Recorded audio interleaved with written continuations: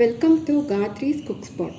I am Gayatri Kumar and today I'll show you how to make a eggless checkerboard cake with American buttercream stripes frosting. So to look, the checkerboard cake is really good and we are going to use a simple method to do it. Now these are the cakes we need to make the checkerboard cake.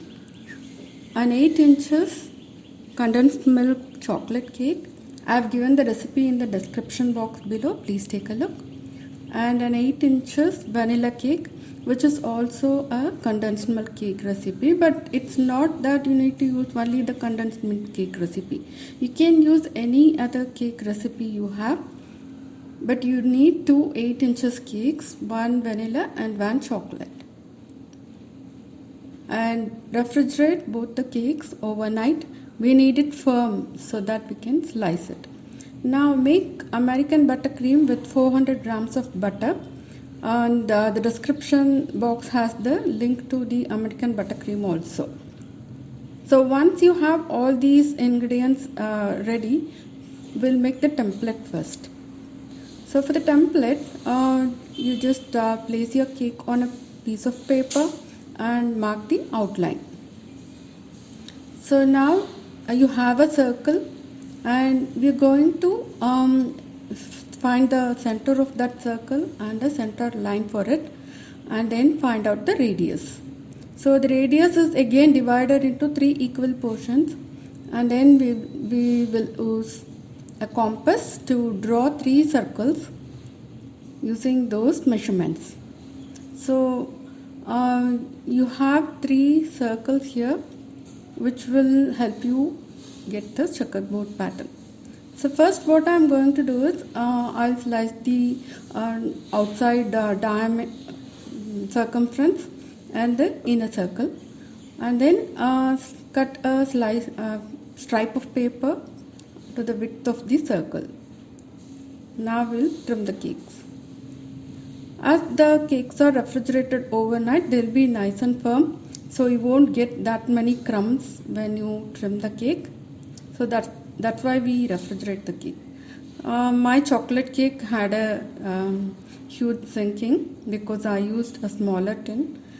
So be careful. So after you trim the top of the cake, we're going to slice the cake into 2 layers, and we're going to use that stripe as the height of the cake. So just mark around the circumference of the cake with a large serrated knife, and then we will slice the cake into 2 layers. So once you have the marking, you need to use a sawing motion and slice the cake just like I have shown in the video. Do it really slow, otherwise the cake may not be even. So now we have 2 even layers. Same way slice the chocolate cake also. So my chocolate cake with that small sinking in the center, it will actually create a problem in the final pattern. So make sure that your cakes are even. Now we will cut the pattern. So take a sharp knife and first cut the center round. You have to do this for all the 4 layers. So 2 chocolate layers and 2 vanilla layers. And remove the center circle.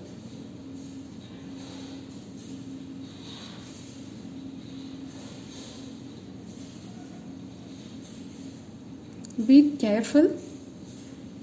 So now what we are going to do is we are again trimmed another circle from the template, and we are going to cut the cake as shown. So now we'll have 3 equal 3 portions of your cake. The same way in all the 4 layers you will have 3 portions, and that is what we are going to use in creating the checkerboard pattern. So as the cake involves so much of cutting and trimming, it's better to use some cake recipe that is really firm. Otherwise, they will crumble. So be careful in choosing the recipe. So this is how we'll be using the portions of cake. So this is the chocolate layer and this is the vanilla layer. When you interchange these layers, the checker pattern will be created. Now we will make a simple syrup. To take half a cup of sugar and half a cup of water in a small saucepan and just mix them and heat it until the sugar dissolves and the syrup starts boiling. You shouldn't allow it to boil for more than 10 or 20 seconds. Just switch off the flame as soon as the syrup boils and let it cool completely. So you can make the syrup the previous day itself, and on the day of arranging you can use it.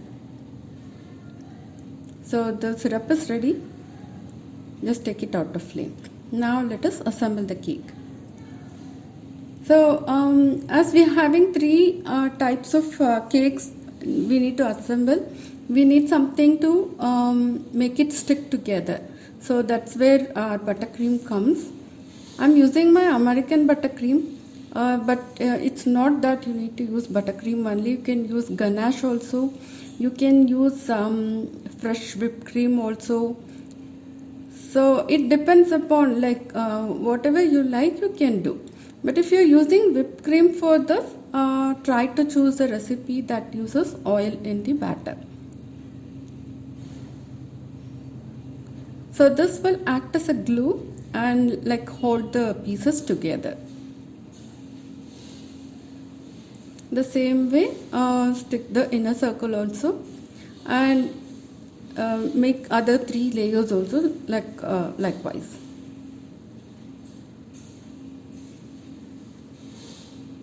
So there are so many pans available which are quite expensive to make the checkerboard pattern, but this one is the simplest of all. So now after we have arranged all the layers, we will assemble the main cake.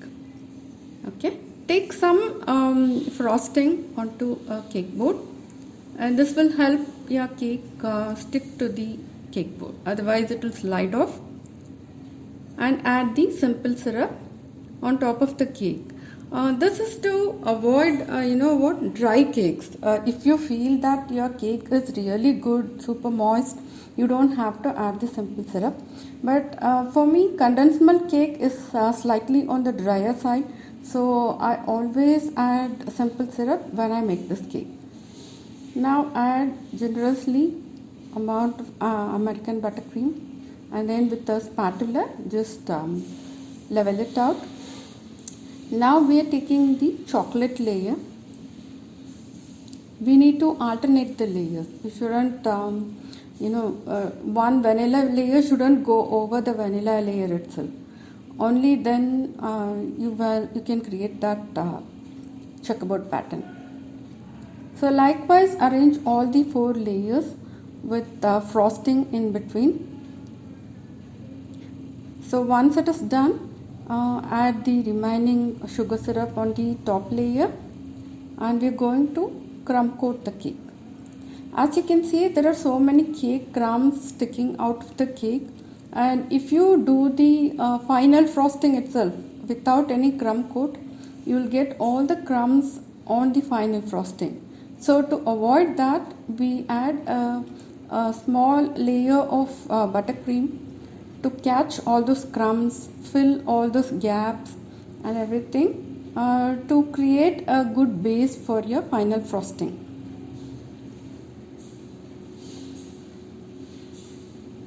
So when you do this, all those crumbs will stick to this buttercream and they won't actually come to the final layer. Use a scraper and level the icing. So after the crumb coating is done, you need to rest your cake for some time until the crumb coat sets.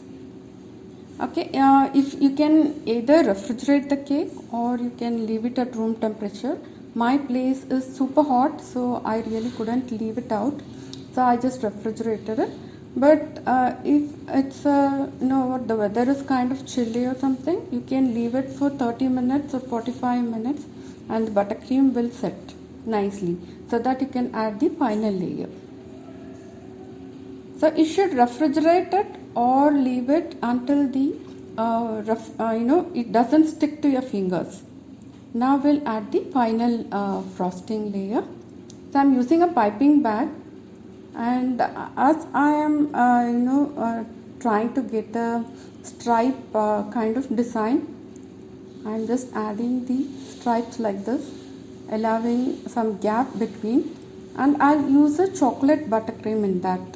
For that chocolate buttercream, you can add little bit of ganache to your buttercream, or you can use cocoa powder and make a chocolate buttercream. And now fill the gaps. Now use a scraper and just level it. So when you do pipe it out and level it, it will be really neat. Rather than taking the icing on a spatula and then leveling it, just pipe it and level it. It's going to be really easy and very neat also. So now the frosting is done. So the top part you can decorate it however you wish. You can make some beautiful roses, you can make rosettes, or any other petal tip you can use, or you can just go with pearls or anything, and then add some white and dark choco chips.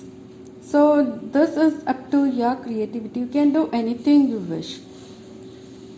So after that, you just refrigerate the cake for 10 minutes. We just need to set, the buttercream needs to be a little bit set. As the climate is super hot, this refrigeration is necessary. So now to slice a cake, you need a warm knife. So that's why I dipped my knife in warm water and then wiped it on a cloth. So for every cut, you need to dip it in warm water and then wipe it off. Okay, by doing that way, you will get a really clean cut slice without any crumbs falling out. So let's see how the cake looks inside. See, this is beautiful, right? I'm not very much satisfied with the center layers because my chocolate one layer was having some crate inside. But if you make it perfectly, then all your squares will be very perfect. And this is also really tasty. Kids would like it very much because of the pattern and combination of vanilla and chocolate cakes and combination of vanilla and buttercream icings. Do try this recipe and just tell me how it is. And please subscribe to my channel. Thank you.